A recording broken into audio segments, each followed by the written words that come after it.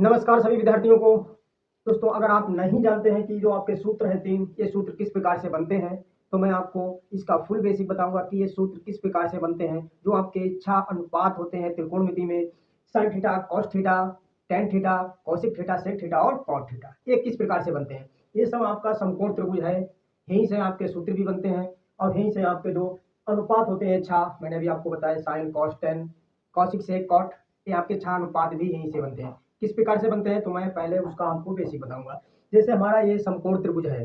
हाँ दोस्तों, अगर आप चाहते हैं कि आप ये चीज सीखें तो आप पूरा वीडियो देख के ही जाइएगा।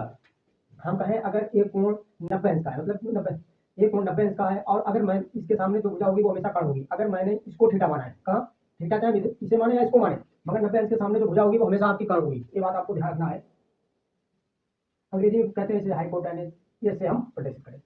अब अगर मैंने इस कोण के लिए थीटा माना है, इस कोण के लिए अगर मैंने थीटा माना है तो इसके सामने जो भुजा होगी वो लंब, और जो इससे सटी हुई भुजा है, इससे लगी हुई भुजा है, इसको आधार, और इसको अंग्रेजी में हम बेस कहते हैं बी, और इसको परपेंडिकुलर। अब हम जो साइन थीटा है, कॉस थीटा है, ये आपके जो अनुपात है वो किस प्रकार से बने हैं आपको भी आज बनाना सिखा देंगे।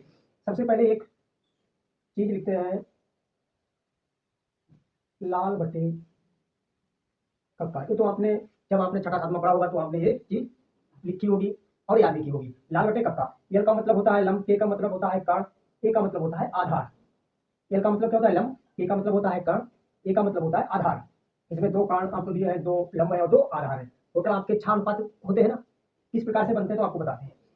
परिभाषा अगर मैं इसकी बात करूं तो परिभाषा होती है जो आपके साइन थीटा होता है, कॉस थीटा होता है, कौशिक थीटा होता है, सेक थीटा होता है, टेन और कॉट थीटा होते हैं, वो आपके कैसे बनते हैं। परिभाषा की बात करें तो समकोण त्रिभुज की दो भुजाओं के अनुपात को एक नाम दे दिया गया है। अब कौन कौन से अनुपात होंगे उसी हिसाब से हम आपको बताएंगे। जैसे यहाँ पर दिया हुआ है लंब बटा कर्ण, ये लंब है और ये क्या है कर्ण। अगर मैं लंब और कर्ण का अनुपात लेते हैं, लंब और कर्ण का अनुपात लेंगे तो इसको बोलेंगे साइन थीटा। क्या बोलेंगे? Sine theta. अब जब हम आधार और कर्ण का अनुपात लेंगे, कि आधार और कर्ण का अनुपात लेंगे, आधार और कर्ण का अनुपात लेंगे तो इसको बोलेंगे कॉस थीटा। ध्यान सुना है। अब हम लंब और आधार का अगर अनुपात लेते हैं, लंब और आधार का अनुपात लेंगे तो इसको बोल देंगे टेन थीटा। तो आप एक चीज समझ गए होंगे, अगर लंब बटा कर्ण कहीं पर दिया हुआ है, मैंने आपको कहा था दो भुजाओं के अनुपात को ही एक नाम दे दिया गया है। अब वो कौन कौन सी भुजा होंगे, कौन कौन सी भुजाओं के अनुपात होंगे? एक लंब और कर्ण। अगर हम लंब बटा कर्ण लिखते हैं, लंब बटा कर्ण तो हम साइन थीटा बोलेंगे। आधार बटा कर्ण लिखते हैं तो हम उसको कॉस थीटा बोल देंगे। और लंब बटा आधार लिखते हैं, मतलब आपको मिले तो आप उसको क्या बोलेंगे? Tan theta. हाँ, ये सूत्र भी मैं आपको बताऊंगा, यहीं से ही आपके सूत्र भी बनता है। अब बात मैंने कहा कि ऊपर से मैंने देखा है लंब बटा कर्ण, अब हम इसका उल्टा भी तो करेंगे। अगर मैं इसका उल्टा लिखता हूँ कर्ण बटा लंब, या कर्ण बटा लंब, अभी मैंने लंब बटा कर्ण लिया था, अब एक बार लेंगे तो मैंने इसके लिए साइन बोला था, क्या बोला था? Sine theta. इसके लिए बोला था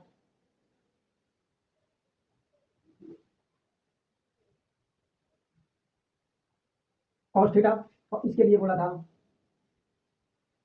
टेन थीटा। अब ऐसे ही हम इसका उल्टा करेंगे। अगर मैं इसका उल्टा करता हूं तो हमारा साइन है, इसका उल्टा होता है कॉसिक थीटा, कर्ण बटा लंब। अब कर्ण बटा लंब है, इसके लिए हम बोलेंगे कॉसिक थीटा। ध्यान से सुना है, इसका उल्टा है, इसके लिए हम क्या कहेंगे? Cosec theta. अब हमने क्या लिया था? आधार बटा कर्ण। अब कर्ण बटा हम लेंगे आधार, तो इसके लिए हम बोलेंगे सेक थीटा। क्या बोलेंगे? Sec theta. अब ऐसे ही हमने अभी लिया था लंब बटा आधार, अब लेंगे आधार बटा लंब, इसके लिए बोलेंगे कॉट थीटा। अब ये इसके 6 अनुपात होते हैं, वो आप बनाना सीख गए होंगे कि किस प्रकार से कौन सा अनुपात आता है। एक बार हम आपको फिर से बताते हैं। अगर मैं लंब बटा कर्ण लेता हूँ, लंब बटा कर्ण लेता हूँ उसको साइन थीटा बोलेंगे, आधार बटा कर्ण लेता हूँ उसको कॉस थीटा बोलेंगे, लंब बटा आधार लेते हैं उसको हम टेन थीटा बोलेंगे। उसका उल्टा होता है कर्ण बटा लंब, कॉसिक थीटा, आधार कर्ण बटा आधार, अभी दो रह गए हैं तो इसके लिए हम बोल देंगे सेक थीटा। अब जो बचा है इसके लिए इसका उल्टा कॉट थीटा। अब आप ये समझ गए होंगे, लंब बटा आधार पढ़ते हैं तो टेन थीटा, अब इसका उल्टा आधार बटा लंब को हम कॉट थीटा बोलेंगे। तो ये आप 6 अनुपात जो बनते हैं किस प्रकार से बनते हैं आप सीखे होंगे। अब हम बात करते हैं जो आपके सूत्र बनते हैं। इसके लिए एक पाइथागोरस प्रमेय होती है, वो पाइथागोरस प्रमेय आपकी समकोण त्रिभुज पर कार्य करती है। और समकोण त्रिभुज आपका क्या होता है? एक कोण जिसका 90 अंश का हो, एक कोण जिसका 90 अंश का हो, बकाया दोनों कोण न्यून कोण होने चाहिए। जैसे ये 90 है, अब तीनों कोणों का मान 180 होता है, अगर ये 90 है तो ये दोनों न्यून कोण होंगे। न्यून कोण का मतलब होता है 90 अंश से छोटे होने चाहिए। अब सूत्र की बात करते हैं, सूत्र किस प्रकार से बने। सबसे पहले एक पाइथागोरस प्रमेय होती है। लंब का अगर मैं बेस का करना, बेस का स्क्वायर, परपेंडिकुलर का स्क्वायर बटा हाइपोटेनस का स्क्वायर, कर्ण का स्क्वायर करेंगे बराबर पी का स्क्वायर करेंगे प्लस आधार का स्क्वायर करेंगे, इन दोनों का स्क्वायर करके इन दोनों को जोड़ देंगे तो जो मतलब जो मान आएगा वो जब एच जो एच है वो कोई एक भुजा होगी उसका स्क्वायर करेंगे तो इन दोनों के बराबर होगा।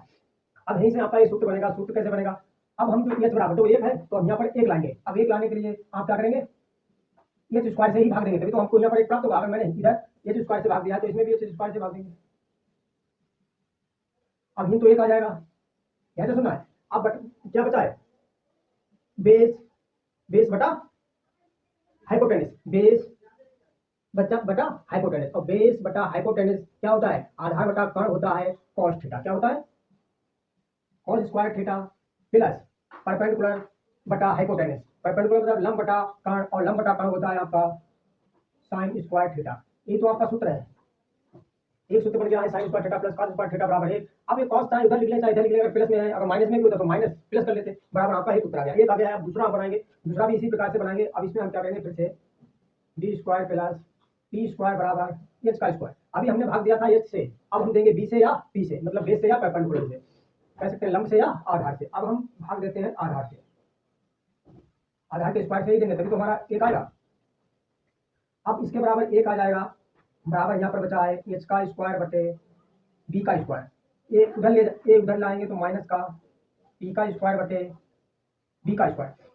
अब एक तो हमको यह प्राप्त हो गया है। अब कर्ण बटा क्या लिखा है, आधार, कर्ण बटा आधार, और कर्ण बटा आधार के लिए हम बोलते हैं सेक थीटा।